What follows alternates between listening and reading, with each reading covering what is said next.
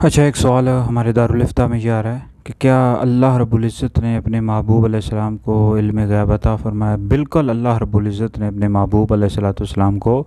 علم غیب عطا فرمایا۔ اس پر بے شمار احادیث موجود ہیں، بخاری میں بھی احادیث موجود ہیں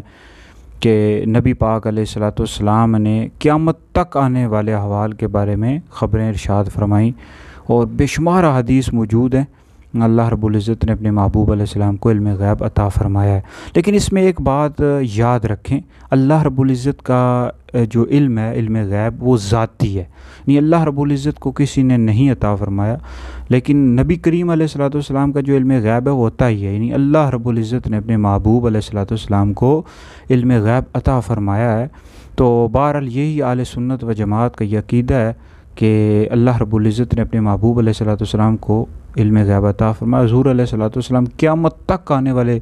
احوال کے بارے میں آپ نے خبریں ارشاد فرمائیں، اور قیامت تک جو کچھ بھی ہونے والا ہے اللہ رب العزت نے اپنے محبوب علیہ السلام کو عطا فرمایا ہے۔